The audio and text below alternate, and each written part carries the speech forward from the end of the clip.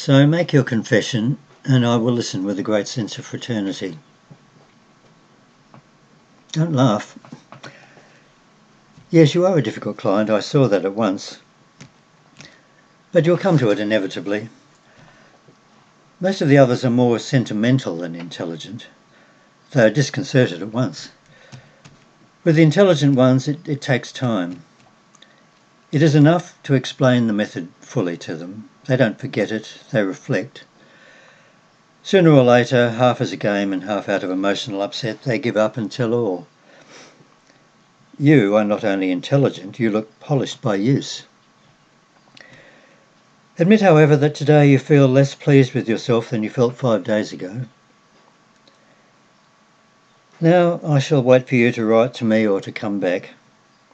For you will come back, I'm sure. You'll find me unchanged, and why should I change? Since I have found the happiness that suits me. I have accepted duplicity instead of being upset about it. On the contrary, I have settled into it and found it quite comfortable, the comfort I've been looking for throughout my life. I was wrong, after all, to tell you the essential thing was to avoid judgment. The essential thing is to be able to permit oneself everything, even if from time to time one has to profess vociferously one's own infamy. I permit myself everything all over again, and without the laughter this time. I haven't changed my way of life. I continue to love myself and to make use of others.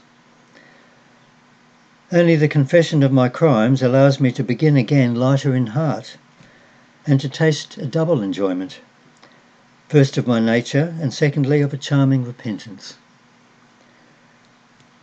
Since finding my solution, I yield to everything, to women, to pride, to boredom, to resentment, and even to the fever that I feel delightfully rising at this moment. I dominate at last, but forever. Once more I have found a height to which I am the only one to climb, and from which I can judge everybody. At long intervals on a really beautiful night, I occasionally hear a distant laugh, and again I doubt. But quickly I crush everything, people and things, under the weight of my own infirmity, and at once I perk up. So I shall await your respects at Mexico City as long as necessary. But take off this blanket, I want to breathe. You will come, won't you? I'll show you the details of my technique, for I feel a sort of affection for you. You will see me teaching them night after night that they are vile. This very evening, moreover, I shall resume. I can't do without it, or deny myself those moments when one of them collapses with the help of alcohol and beats his breast. Then I grow taller, très cher. I grow taller. I breathe freely. I am on the mountain. The plain stretches before my eyes. How intoxicating to feel like God the Father, and to hand out definitive testimonials of bad character and habits. I sit enthroned among my bad angels at the summit of the Dutch heaven, and I watch ascending towards me as they issue from the fogs and the water, the multitude of the Last Judgment. They rise slowly. I already see the first of them arriving. On his bewildered face, half hidden by a hand, I read the melancholy of the common condition and the despair of not being able to escape it. And as for me, I pity without absolving. I understand without forgiving. And above all, I feel at last that I am being adored. Yes, I am moving about. How could I remain in bed like a good patient?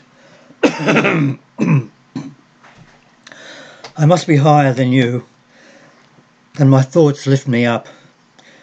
such nights, or such mornings rather, for the fall occurs at dawn, I go out and walk briskly among the canals.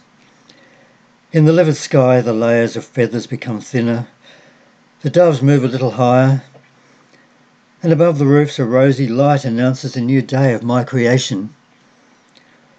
On the dam rack the first tram sounds its bell in the damp air and marks the awakening of life at the extremity of this Europe, where at the same moment hundreds of millions of men, my subjects, painfully slip out of bed, a bitter taste in their mouths, to go to their joyless work. Then, soaring over this whole continent, which is under my sway without knowing it, drinking in the absinthe-coloured light of breaking day, intoxicated with bad words, I'm happy. I'm happy, I tell you. I won't let you think I'm not happy. I'm happy unto death. Oh, sun, beaches, the islands in the path of the trade winds, youth whose memory drives one to despair.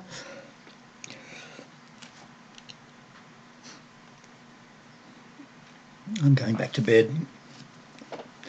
Forgive me, I fear I got worked up. Yet I'm not weeping. At times one wanders, doubting the facts, even when one has discovered the secrets of the good life. To be sure, my solution is not the ideal. But when you don't like your own life, when you know that you must change lives, you don't have any choice. What can one do to become another? It's impossible. One would have to cease being anyone, forget oneself for someone else, at least once. But how? Don't be too hard on me. I'm like that old beggar who wouldn't let go of my hand one day on a cafe terrace. "Oh, sir," he said, "it's not just that I'm no good, but you lose track of the light." Yes, we've lost track of the light, the mornings, the holy innocence of those who forgive themselves. Look, it's snowing. Oh, I must go out. Amsterdam asleep in the white night. The dark jade canals under the little snow-covered bridges, the empty streets, my muffled steps. It will be purity, even if fleeting, before tomorrow's mud. See the huge flakes flitting down against the window panes? It must be the doves, surely. They finally make up their minds to come down, the little dears. They are covering the waters and the roofs with a thick layer of feathers. They are fluttering at every window. What an invasion. Let's hope they are bringing good news. Everyone will be saved, and not just the elect. Possessions and hardships will be shared, and you, for example, from today on, you will sleep every night on the ground for me. The whole shooting match, Come now, admit that you would be flabbergasted if a chariot came down from heaven to carry me off, or if the snow suddenly caught fire. You don't believe it?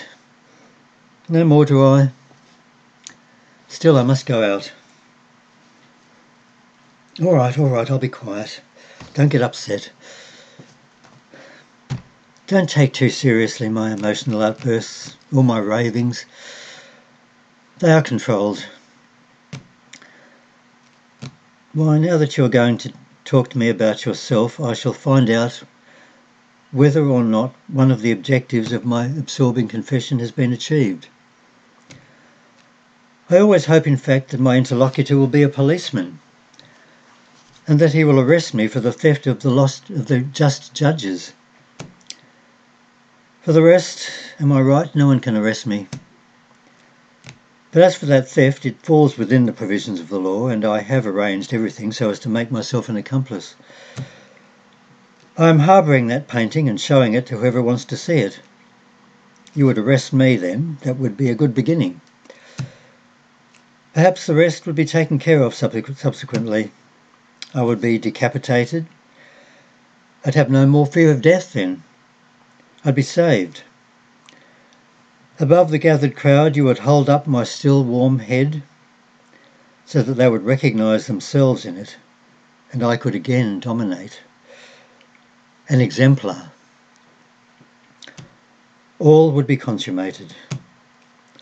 I should have brought to a close, unseen and unknown, my career as a false prophet, crying in the wilderness and refusing to come forth. But of course you are not a policeman. That would be too easy. What? Oh, I suspected as much, you see. So that strange affection I felt for you had some sense to it. You practice in Paris the noble profession of lawyer. I sensed that we were of the same species. Are we not all alike? Constantly talking and to no one? Forever up against the same questions, although we know the answers in advance? Then tell me, please, what happened to you one night on the quays of the Seine, and how you managed never to risk your life. You yourself utter the words that for years have never ceased echoing through my nights, and that I should at last say through your mouth. O young woman, throw yourself into the water again, so that I may a second time have the chance of saving both of us. A second time, eh? What a risky suggestion. Just suppose, cher maître, that we should be taken literally. We'd have to go through with it. Oh, the water is so cold. But let's not worry. It's too late now. It'll always be too late, fortunately.